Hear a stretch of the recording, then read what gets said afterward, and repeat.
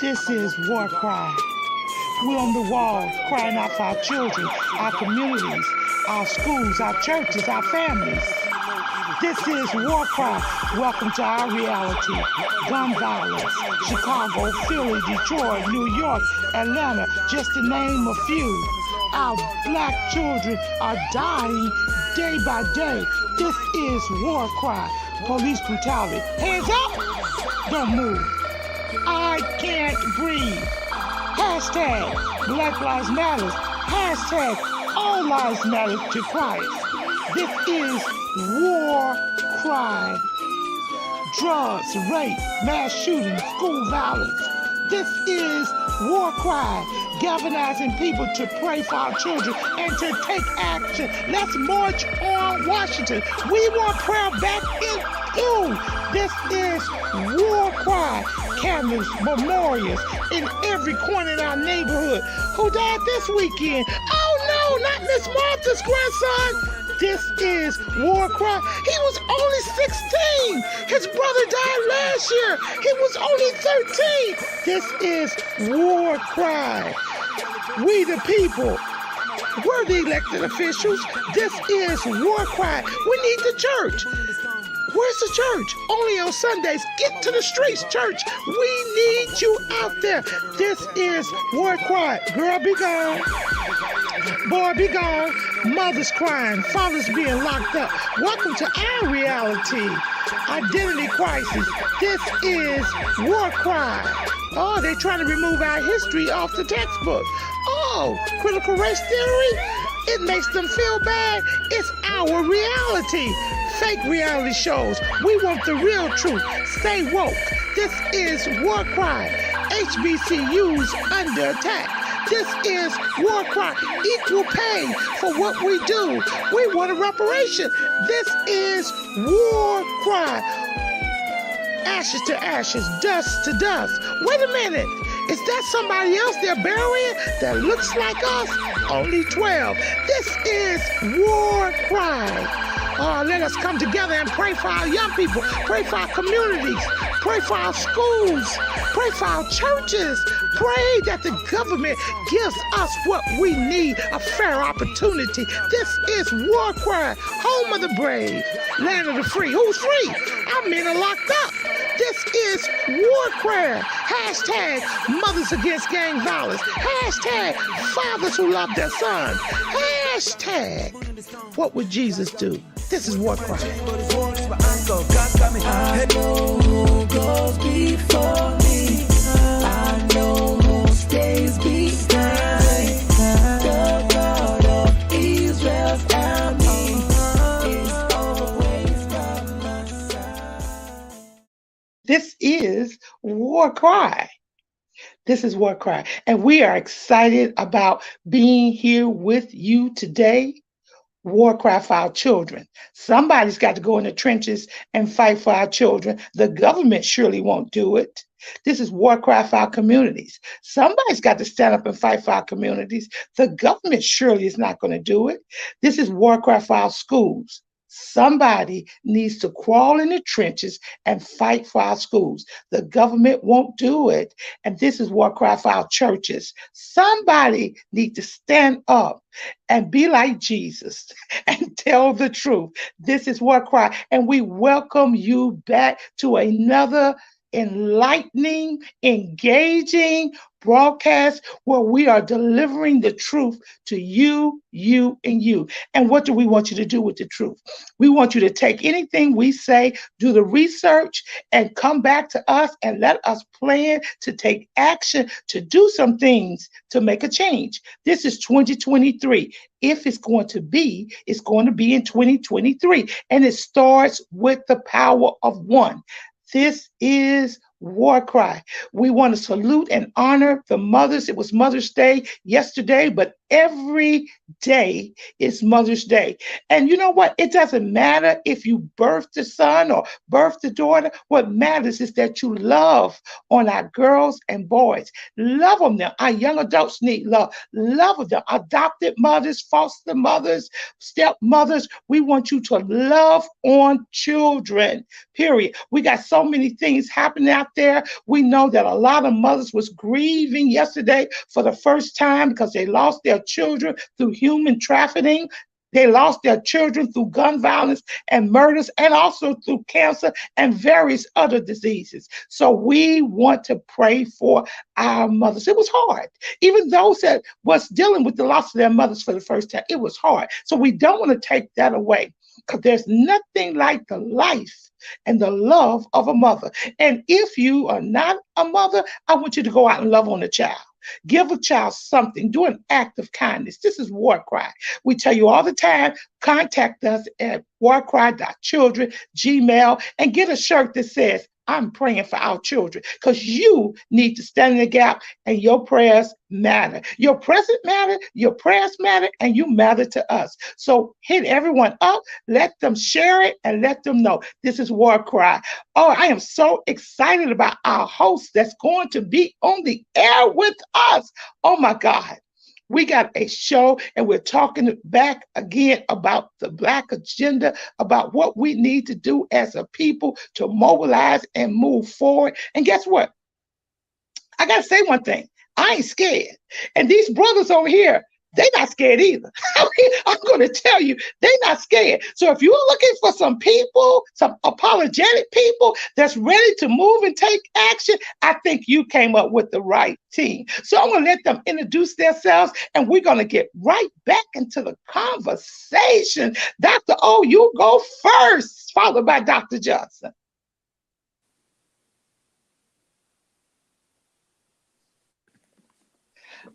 You're mute. Unmute yourself. Okay. Can you hear me now? Yes. Okay. Sorry. My apologies. I'm Dr. Onaji Mweed. They call me Baba J, or they call me Dr. O.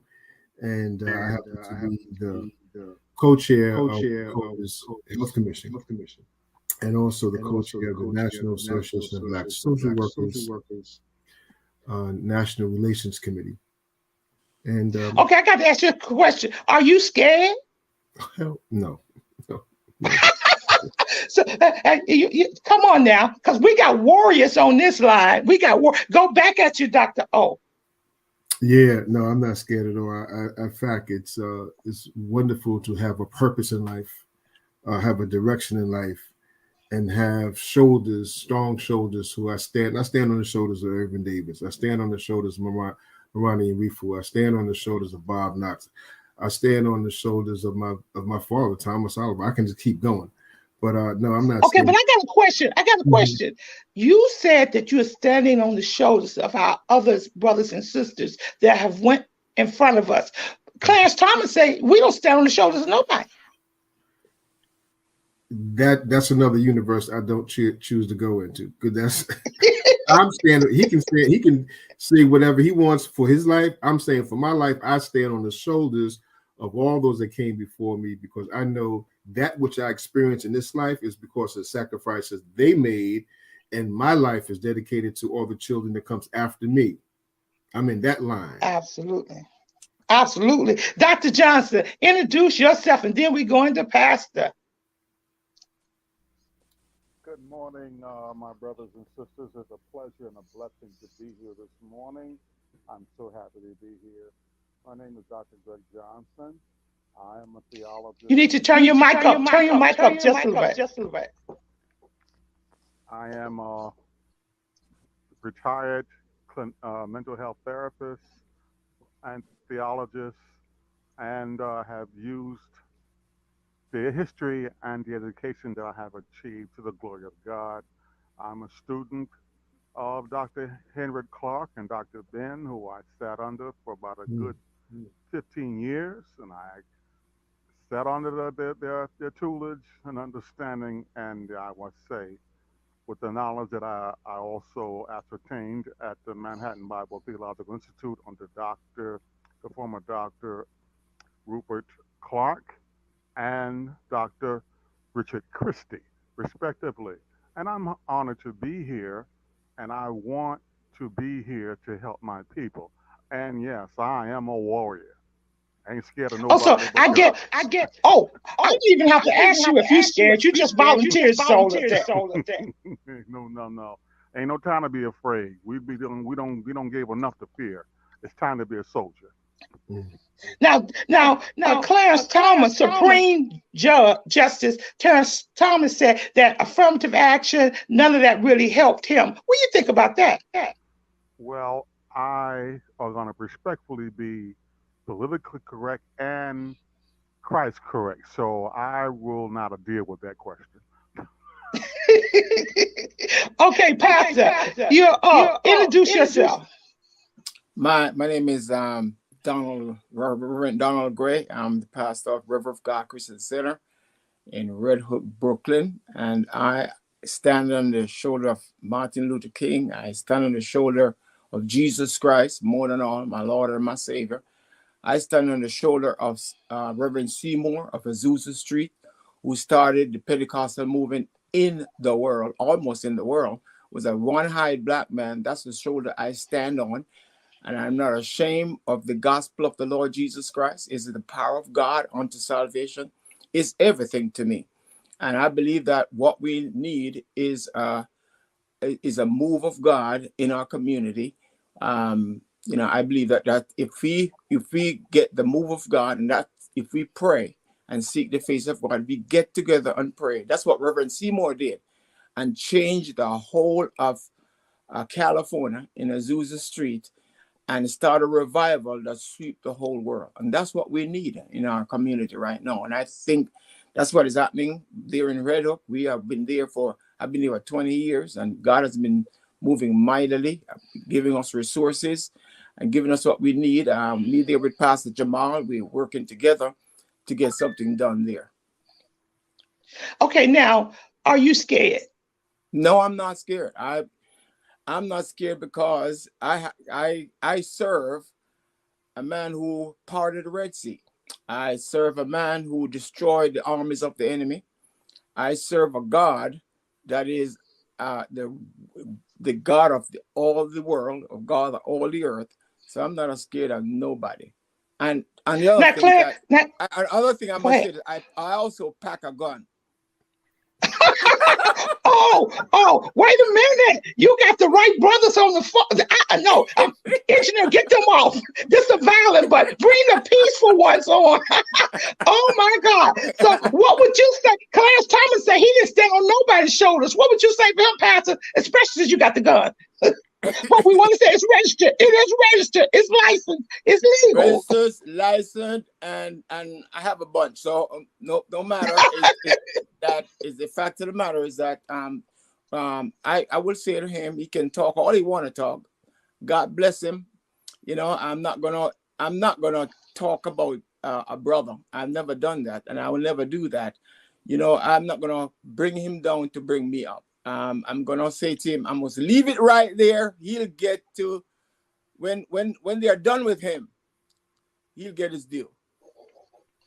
Okay, all right. And audience, listeners, you can see that we have got a dynamic group here today. It's getting hot. School is going to be out, and our kids are going to be on the streets. And you know what happens even the more when they're all on the street and don't even go to college. Here in St. Albans, New York, we had a 16-year-old that was sitting in a car, a little girl that was shot in the middle of the head, and she's in critical. I don't know what has happened to her since Saturday. We had 4 other people who got shot or in St. Albans, Springfield. 3 died, and one of the ones that didn't die but got shot was an 8-year-old. So this is just Queens. So we got 3 other boroughs that we deal with, and we're not talking about Chicago, Philadelphia, or anything like that. We're talking about New York. It's going to be a hot summer. We're going to need to have people, warriors,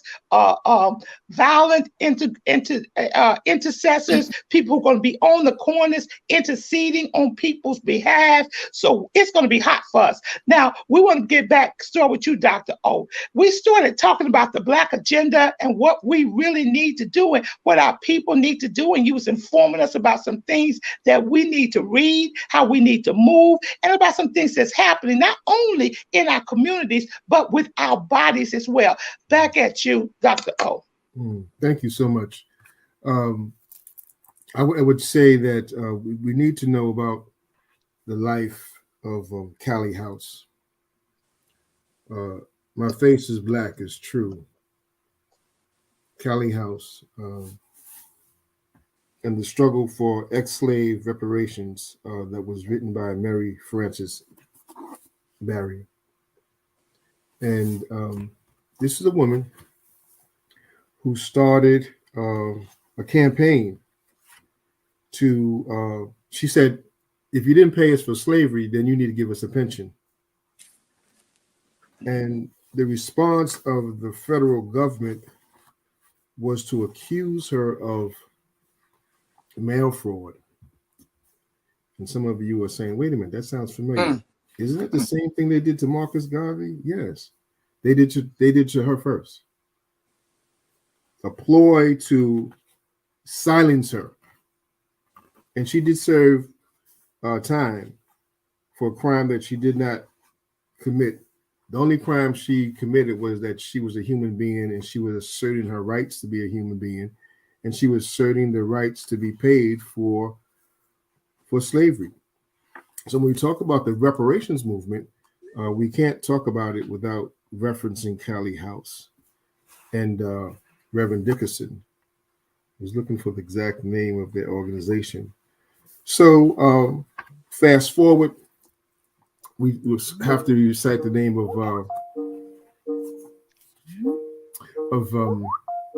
Queen Mother Moore. And I'm hoping that's not, oh, that's somebody trying to call me, sorry. Queen Mother Moore, who also carried on this torch. And then the organization I had mentioned, the National Coalition of Blacks Reparations, picked up that torch with the founding members like Imari Obadeli, a young man out of Detroit, Michigan, who started the Republic of New Africa, PhD in political science. And what he said is, when did we consent? Did we consent to be kidnapped? Did we consent to be transported? Did we consent to be terrorized? And this is the question that is before us. Did we consent to be an American citizen? Did anybody vote? And you know, let me just step in there. I perfectly agree. And I want you guys, when we finish, to Google, that somebody did an interview. I think it was maybe Roland Martin or Rasheen did an interview with Dr. Phil. And Dr. Phil makes this ludicrous statement. He's saying that they did this calculation. If we were given reparation, I think it came out to be $350,000. It's on the internet, it's on Google. And Dr. Phil said that, you know, if we were to get the money, it would mess us up because we wouldn't know what to do with the money. And I think it's Roland Martin, and he says that how can Dr. Phil, who quote, was put in a position by a Black woman, Oprah, say this about something that he never knew anything about. So I want to just have you guys listen to that. It's white people trying to control what we should be getting, and they're trying to measure the amount we should be given for the pain that we went through, which is ludicrous to me. I'm going to hit you, Dr. Johnson. What do you have to say about these conversations? Well, regards to Dr. Phil is nothing but a planted joke, if you really want to be honest with it. That's all it is. He was somebody who knew Oprah Winfrey while they were in therapy together, mental health therapy, problems of living, and their ability to adjust to dealing with themselves. You have a man who's on TV right now trying to help everybody else, and it wasn't too long ago that he was seeking help. And when you listen to his talking, and I've listened to Dr. Phil's talking on several occasions, I watch his program. Um, Dr. Phil ain't nothing but a closet racist. That's all he is anyway. That's what he's always been. And he's all wrapped up in the white supremacy agenda. And sure, he is Yes. not going to Yes. agree to giving black folks reparations. You know why? Because that envy and jealousy stands up him when he hears that. He doesn't have feel we deserve it. Mm. Now, how do you feel about this push for us to get reparation? We are more than entitled, and yes, we deserve it. Anytime you work in this country or anytime you work for anybody for 250 years for free, no pension, no servants pay, no medical insurance, no land, and the land that you did gave us was stolen away. Let's put a white person in that category, and let's see how they will feel about that. They will give them reparations without a second notice. Wouldn't have to go through Congress. Well, you know, We know that our brothers gave reparations to white ex-slave owners back in 1865. Reparations been given. That's true. It was given. That's true, but not to the level. Let me say this. The fact of the matter that the Jews got reparation for the 6 million people that died in the Holocaust, right? And I just believe that we should get reparation, including the 10 million people who died in the passageway coming to the shores of the European and the Western world. Mm. Everything should be involved, be on the table. You're talking about $300,000. That is a joke. I'm telling you right now, I believe that we as a people, we don't need to be listening to Dr. Phil or CNN, Fox News. I don't care who they are. We need to be listening to ourselves. Like stations like this, we need to be talking with ourselves to get together the figure that we need and go and protest whatever we have to do to get it. We are trying to beg them for our reparation. No, we must demand it. We have a right to this money legally. And in every way, we have a right to this money. Our forefathers worked.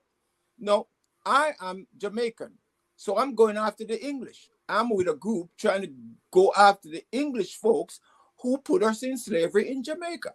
So I'm not worried about what you guys. I'm going to fight with you guys, but I know for a fact that we need to fight together. We need to stop letting them divide and conquer us. That's what they're doing. Once you watch Dr. Phil, I don't watch that show. I don't watch all them stupid show. It don't make sense to me. I watch people who talk about money, how we get that money, that green. How do we get it? Come together and say, listen to me, this is what we're gonna do. Legally, we have good lawyers out there. That's what the Jews did. They had good lawyers and they stood up and they fought and they got $40 billion from Germany and other nations. And let me come in. Also, it was some type of restitution given to the Indians as well. And the Japanese. To the Indian nation. And the Japanese. Yes. So we should be in line with that. Dr. O, back at you. I want back pay. I want my back pay. I'm with you, Pastor. Give us the back pay. Give us all that money that was, guess what, that our forebrothers and sisters died for. And let me tell you something. I'm going to throw this in. The Black Catholic bishops have a letter before Pope Francis right now, asking him to come up and renounce slavery. This is the Black Catholic That's bishops. true. They say slavery needs to be renounced right now. Who want to jump in? Jump in. It is, Dr. O. yeah. Wow, I didn't know that. That's good news. And Yes, it's it is. That's Yes, true. let me tell That's let me true. let me tell you something. I have some great friends, and I'm not going to call their names. We on the air, but I was present. They're asking Pope Francis, the Black Catholic bishops are asking Pope Francis to come and renounce slavery and say that they were victims. This was a terrorist act did by the Roman Catholic Church. Don't get me started. I'm just war cry, and I'm putting it out there for our people. Wake up, stay woke, do your research, because this is something we're going to take care of. Go at you, Dr. O. I mean, back at you, Pastor. You knew something about that, Pastor, about the Black I Catholic knew bishops? something about that. But the fact is this: is that I folks who talk about the amount, we haven't gotten to the amount yet, because we have not sat down and figure out what happened to us from the time, even from after emancipation. We haven't even figured out all of that coming up, what we went through, the mental thing, the health. Yeah, I'm a biomedical engineer. I've been in the hospital system for years. I retired, right? So I know what goes on in the hospital system. We haven't gotten proper health care, mental care. There's a whole bunch of stuff we have to put on the table, because all that money, back money, as you said, sister, back money will take care of our mental problem. We need a lot of Okay, money to deal with our issues. and our communities, Dr. O, at you. yes, we need these things. There's a concept called devolution. When a nation has been subverted by another nation state, and that nation that's been oppressed seeks to control its own institutions again, it's called devolution. Right? Scotland, for example, you look at Scotland, and now they control their health system, they control their penal system, they control their education system. So we have to talk about not just money per se, but how do we start to control our institutions so that we can control our communities? Because giving a micro solution to a macro problem just means that the problem will continue. We need to have a macro solution to a macro problem, which is oppression, national oppression. Mm-hmm. So our thinking has to be not just a question of money, but the repair that's needed, right? What is the scale of repair Amen. That's true. that's going to be able to repair our emotions, repair our relationships, and repair our community? I look at this thing called social ecology. That is the thing, the most precious thing we have is each other. Why? Because we are each other's medicine.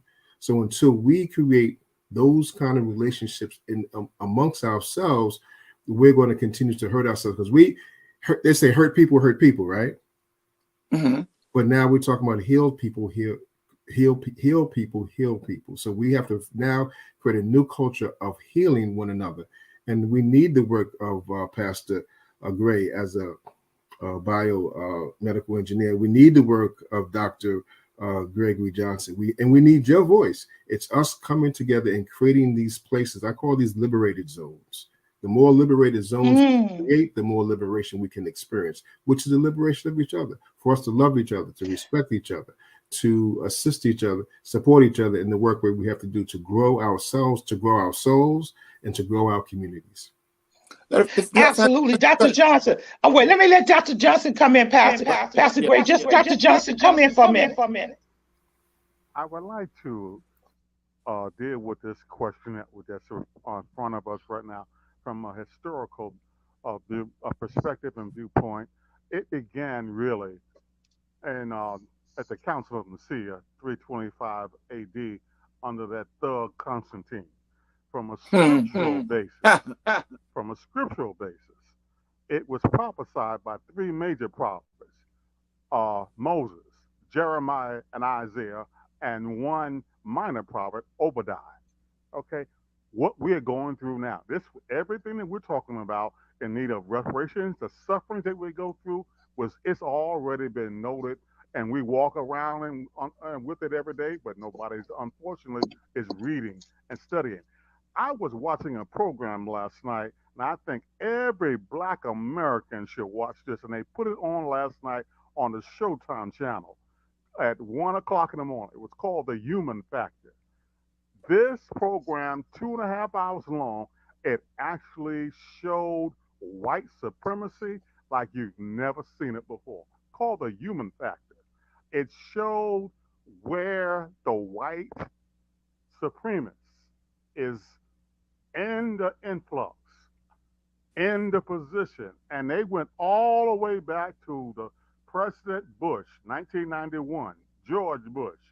It showed the hypocrisy of the United States and its conglomeration with the land they call Israel right now. And it also showed where they both joined up against the Palestinians. And it also gave the blueprint of how they are controlling people of color in the United States of America. This thing has been going on for so long. It is so embedded. They're not even ashamed to talk about it anymore. And I was saying, they put a show like this for everybody to see and let you know they don't care. It lets you know also how threatened they are and how determined they are to maintain social control and power over us.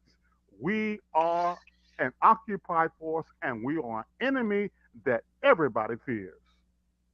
Everybody. Now let me just jump in here. Let me jump in here for a minute. One of the systematic plans has always been to destroy the Black man, because the Black man is the leader of his family. The Black man not only leads his family, he has creativity, he has unlimited abilities to do. And so they have put an attack on the Black man as to break up the family structure. And it has always been that way. It's to take the head, bring up the Black woman, and make us think we're the head, and destroy the Black man at a time like this. And it's been going on. If this country could send trillions of dollars over to Ukraine, and I don't mind helping people over on the other shores, but they can't help us, and we're dying, going into mental institutions, going into the prison systems by the droves. What do you think about that? Let's talk about that for a minute. Pass at you. I do mind sending trillions of dollars to Ukraine, because that's a racist society. I'm taking my Black dollars, my taxpayer money, and they're sending it over to do their war. The fact of the matter, but they can't give us. They can't not give us, pay us, as you say, $300,000. That is a minuscule, a small amount of what they're giving to the Ukraine. And I'm saying to you, because we don't know the history of the Ukraine. They're white supremacists too. If you want to deal with it, they don't like you or me. You go over there and I have friends who were missionaries over there, went as missionaries. They didn't even want to deal with him. So the fact is, we need to start dealing with what we're dealing with. What we're dealing with, we want our money. We want the money, the back money of our foreparents who worked the farms, who worked the fields, and did not get paid. We are legally asking for back pay for my forefathers. Simple as that. And we've got Black people, we got people homeless, we got people without jobs, but we're sending money over there. We got neighborhoods in our urban areas that the light bulbs are broken in the street lights, that people are afraid to walk on the streets because they'll get robbed. Dr. O, back at you. You know, it was Congressman Conyers who created a bill that would prevent any money from going to Ukraine. Mm-hmm. Because he was able to do their research in terms of who they are and their contribution to Nazism and all kinds of white supremacy ideas. So we need to go back and look at the genius that our people have used to explain the world. It's so unfortunate that we don't pay attention to our wonderful heroes. Dr. Martin Luther King said there's three evils.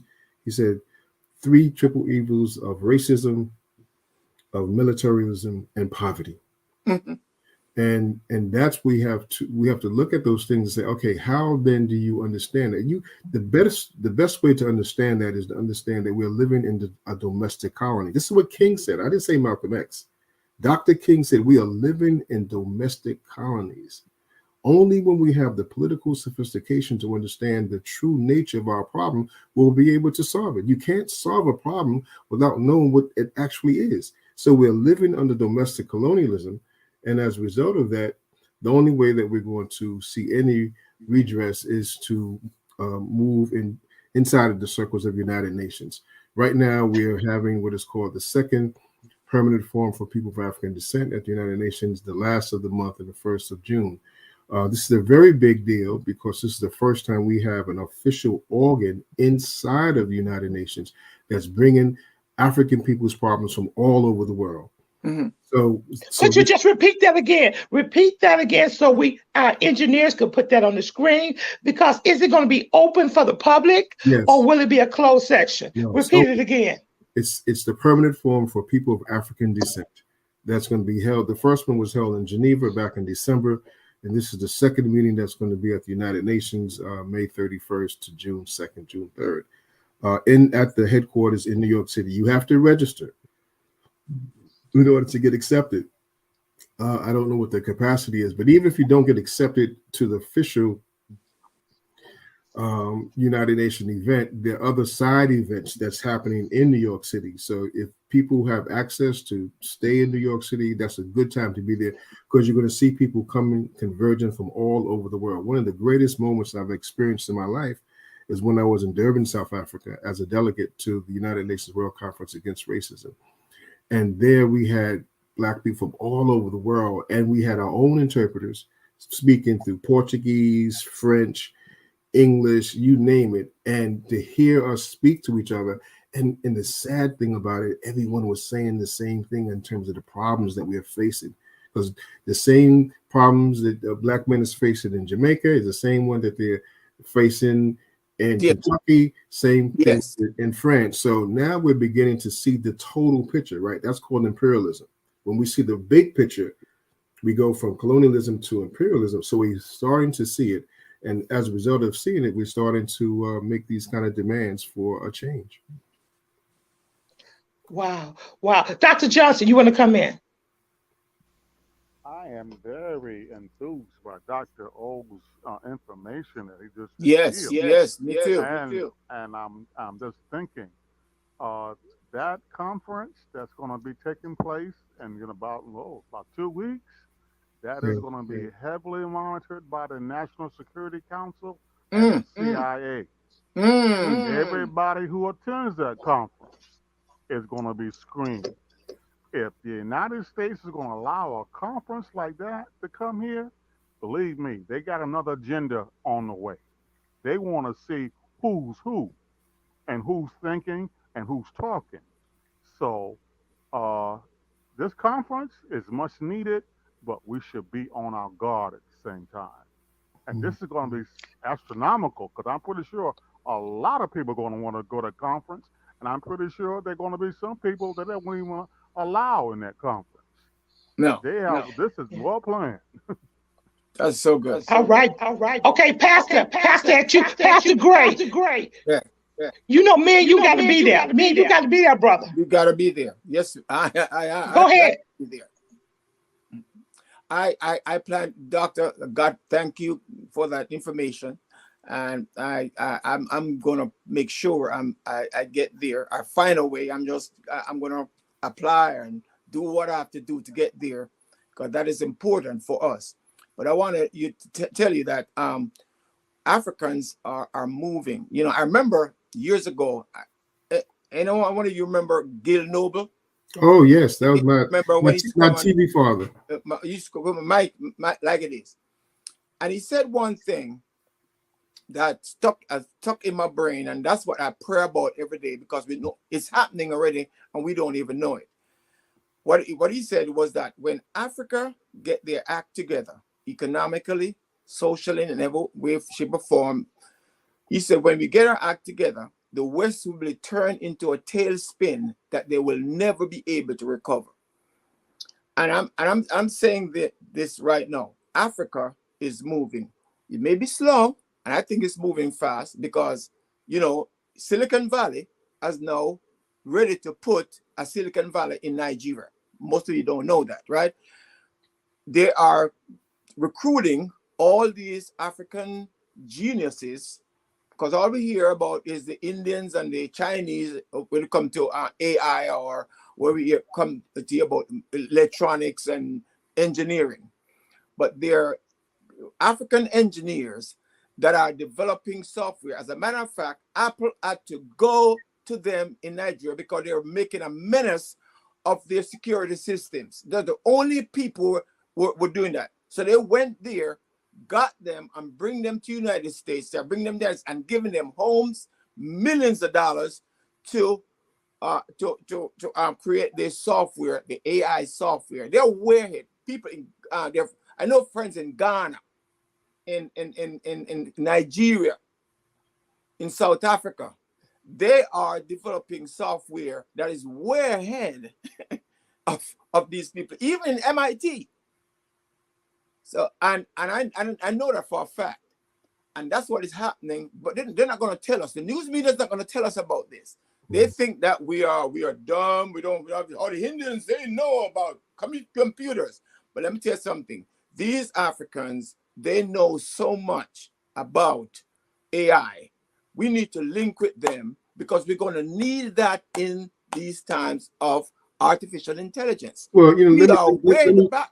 Let me share with you that ICROM, the International Human Rights Association for American Minorities, with historically Black colleges, also college universities in Africa, as well as the Caribbean, have been meeting for the last 3 years to have educational exchange. So it's already begun. It's not close, and we have a shadow meeting at the United Nations. But I want to bring something to our attention that we might have overlooked. Behind Pastor Gray, you see the bottom of his lamp. Everybody can see that heart's up, that heart that's upside down. Yeah. That is the symbol of Sankofa. So our ancestors in this moment are telling us to stand straight up. That symbol that you're looking at is the symbol for Sankofa. Sankofa is a word from Ghana, a Dinkra symbol that means go back and fetch it. That which you lost, to go back and fetch it. So if you start to look around and see all these symbols that come from the Dinkra symbols, you begin to see that our ancestors was giving us messages. Right here today, looking right at your screen, Pastor Gray, we see that Dinkra symbol meaning Sankofa, to go back and fetch what you lost. The bird is a Sankofa bird, and the bird takes a twig from its nest, from the old nest, and brings it to the new nest. We have to go back and fetch ourselves, because we've lost it. Malcolm said, you don't think you lost anything in Africa? Well, you left your mind in Africa. We are now in the process of regaining our minds where we can think like Marcus Garvey taught us how to think. He said, black man, he said, white man, are you mad? Do you think you can rule the world? Asia for the Asiatics, European for Europeans, and above all, Africa for the Africans. And this is what you're talking about, Pastor Gray, and I'm with you. I'm with you. Oh yes, we have to start linking. Marcus Garvey, he tried to link us, get us back to Africa, right? Over 6 million people was a part of the UNIA. Yeah. So the thing is that we as African Americans, we need to link up with Nigerians, link up with Ghanaians, link up with these people. Stop going to France and Italy and London. I haven't been. Start going to Africa. Start doing a vacation in Africa and African nations. Like, go there and talk to people, get to know people. Stop talking about, oh man, I went to France. I've not been to one European country. I have family in Europe. I I refuse to go there. I don't see no sense in me going there. I want to go to Africa. I want to go to because one of you get this idea. Mount Sinai. Where is Mount Sinai? Where is Mount Sinai? Hey, no one you know what it meant. Where's Mount Sinai? We talk about Mount Sinai in the Bible. Where's it? It's in Arabia. It's in Saudi Arabia. When the children of Israel left Egypt and head on, when he went up to the mountain, Mount Sinai is in Saudi Arabia, not in Israel. Most pastors talk and say it's in Israel. Right? It's in Africa. It's in Africa. Back at you, Dr. Johnson. Dr. Johnson, come on, because I done got Pastor Gray is fired up. I think we're ready now for a revolution. Do you want a revolution? Ooh. Do you want a revolution? Ooh. I think Kirk Franklin. Dr. Johnson. I am so happy this morning. I haven't felt this in a long time. So, you know, when you're talking about Africa, I remember Dr. Ben and Dr. John Henry Clark. They said something, and this was about 20 years ago, and I'll never forget it. He said, the liberation of the black race, the black woman, and the black man will begin in Africa. He said that specifically. It will begin in Africa. He says, not here in the United States, because the psychological damage that has been done to us through slavery is going to slow it down. But in Africa, that's where it's going to begin. There was a black sister, I can't think of her name. She was a conduit between the United States and Africa, and she began to speak about white imperialism from the United States and talked about the destruction and how the land of Africa has been ripped of all of its natural resources, its money. As he said, actually, it was economic genocide. The United States fired her from that position the next week. Now you have some African. Dr. Johnson, let me just come in. Pastor Gray, he's speaking about that African queen that was at Action Network. That was the African queen from Libya that was speaking, that they gave her such a hard time. That's who he's speaking with. Dr. Sharpton brought her over to explain to us what was going on. Back at you, Dr. Johnson. But when you look at how those African presidents stood up to the United States with regard to the LGBTQ community, they're trying to push the Western immorality in Africa. They stood up and they united. They said, we ain't having that over here. Now, you keep your money and you keep your Western thoughts over there. The United States is so angry right now. Even the politics in America is gotten up to stand up. Now they want to bring reparations against Africa because they won't allow the LGBT community. You see the hypocrisy going on here? Oh Lord. You see that? What's going on? Here's some and Dr. Johnson, I want to add this. They've cut the funding going to Africa. They've pulled back funding for Africa because Africa, Ghana, Nigeria are standing up against that agenda. Back at you, Dr. Johnson. Well, you know who's going to really hurt? America. And I believe God is going to be behind Africa when you stand up for what's right in the eyes of God, you don't have to worry about that. Those presidents told the United States, keep your money. We got more money than y'all could ever even dream of right over here. The natural resources that are in Africa is second to nobody. Why do you think y'all been robbing us for centuries? He reminded them of that. Now you keep your money. We got money and we got resources that we are putting into play. Africa is standing up. The backbone of that continent is coming to place. Yes, they are. And they're looking at America and looking at her and vote for 2 hours. Keep your money. We're going to be fine. We have all that we need. We have all that stand with Africa. That's right. All the rare earth, all the stuff that comes out of the ground to run their AI system and their electronic system and all their system comes out of the Congo, comes out of Africa, comes from that nation. We just need to come together and stand together and start owning our resources. So these Chinese, these Russians, these Americans, don't push aside them Chinese. They're the wickedest, evilest people on earth. I'm telling that right now. Them Russians, they're the same like who we're dealing with right now. We need to own our resources.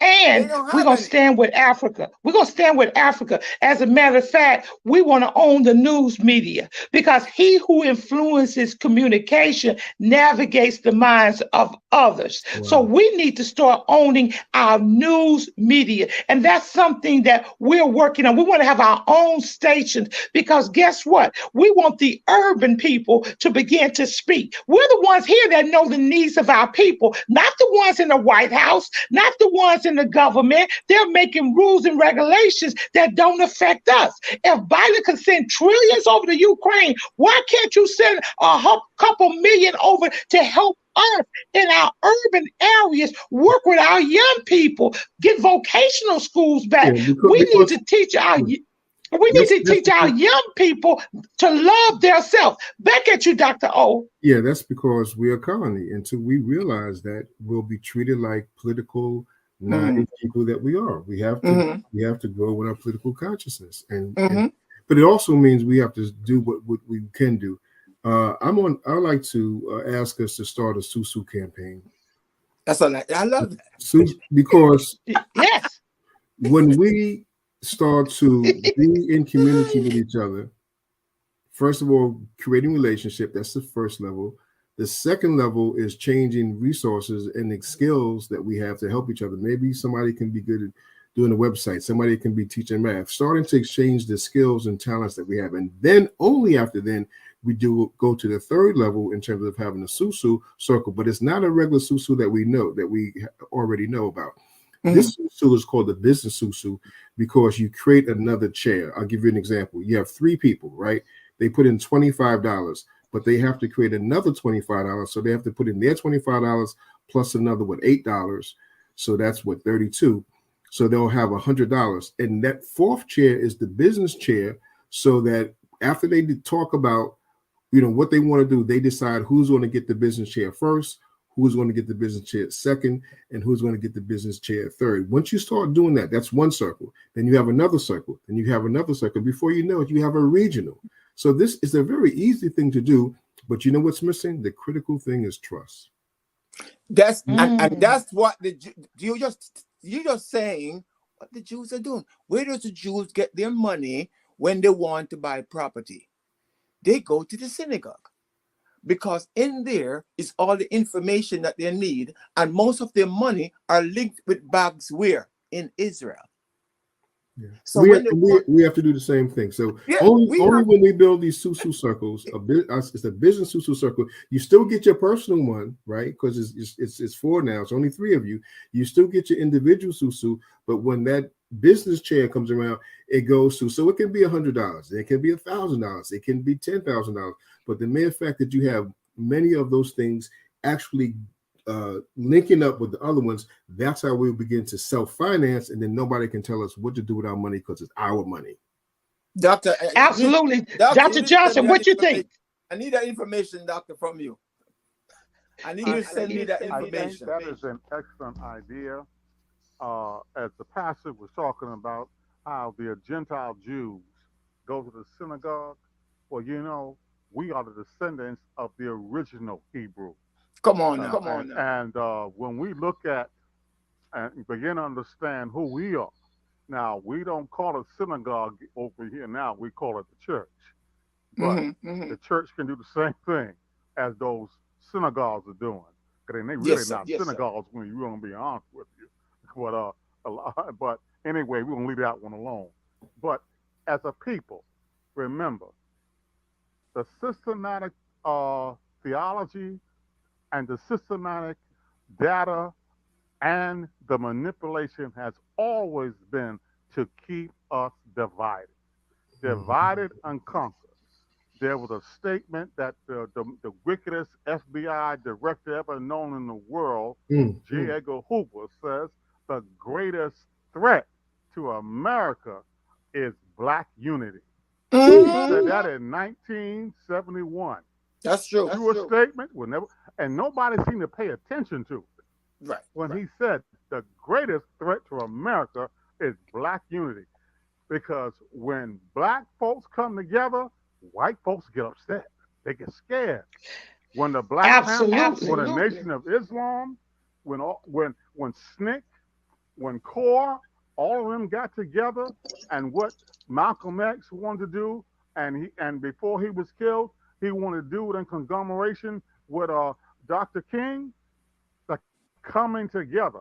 This is what they meant. They wanted to stop creation of a black Messiah. They don't. This feels Absolutely. And this is War Cry. And we're broadcasting all the way from New York. This is a cry out for our children, our communities, our schools, our churches, and to galvanize our people together for action. Did we make you mad? I'm glad we made you mad. So that means you should listen in next week at 11 o'clock for more solutions. We want you to get uncomfortable. You've been comfortable too long. That's why we've been immobilized. Now it's time for us to mobilize and go out for action. We ain't scared. This is War Cry. Hit us on my website, War Cry for Our Children, warcry.gmail.com. Let me know. I am praying for our children. Will you stand in the gap and pray for our children? You can buy a t-shirt that says, I'm praying for our children. Send me your size. Pick a school district that you're going to be praying for. Go out with the shirt on and let the world know that the people of God ain't scared, because we ain't scared. That's warcry.children@gmail.com. If you don't even have the money, I'll send you a free t-shirt. Send me the names of the people I need to pray for. warcry.children@gmail.com. Come on, it's time for us to let the world know that we're not scared. Now we're going to get back to each co-host that's here with me. We thank you, and we want to give you 2 minutes to give a summation. And guess what? Give the listening audience a word that they could chew on for the rest of the week. You, Pastor, first. Well, there's a scripture that says that we are surrounded in Hebrews chapter 12. There's so great a cloud of witnesses. The doctor was talking about it, about that bird that he was talking about. That's very interesting. But I'm going to say to you, we have ancestors and people in heaven who are rooting for us. We don't need anybody, but we need to pray. We need to get involved with our churches and get together and start building. Right now, one word. Give me one word. Give me one word. One word. We need to build. We need build. Okay, and you, Dr. O. We are excited, Dr. O. He may have left because he did tell me he had to go off. All right, Dr. Johnson, give me a summation and one word. Well, I would like to speak to our black men briefly. Let us come back together and recognize who we are. We are the glory of God. Yes. We are the backbone of this society. Yes. We need to come back together.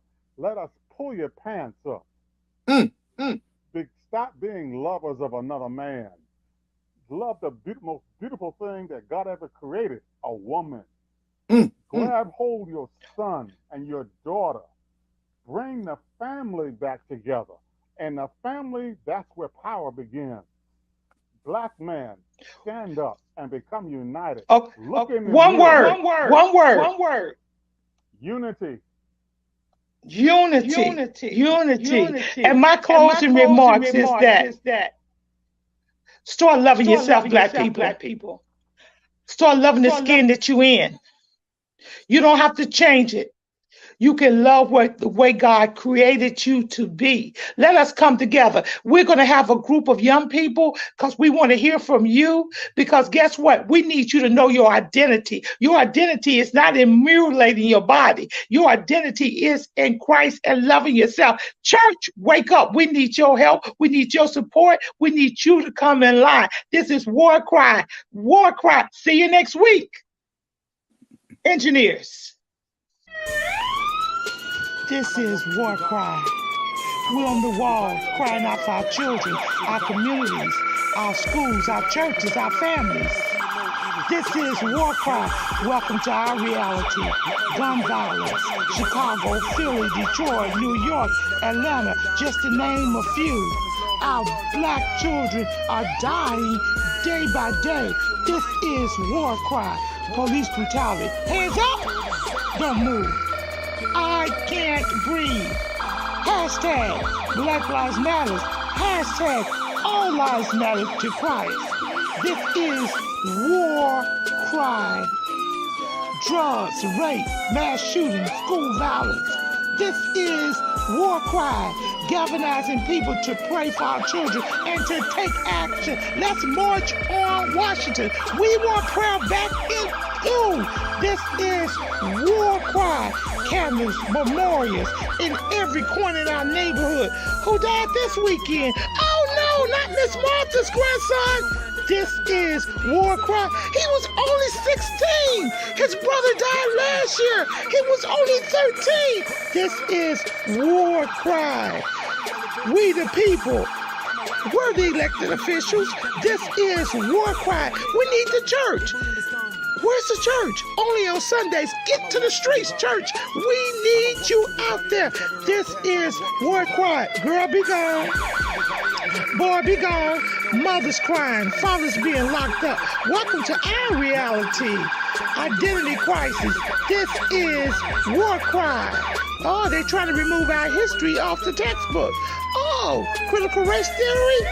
It makes them feel bad. It's our reality. Fake reality shows. We want the real truth.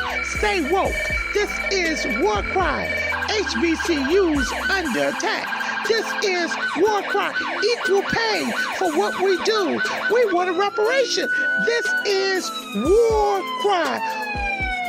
Ashes to ashes, dust to dust. Wait a minute. Is that somebody else they're burying that looks like us? Only 12. This is War Cry.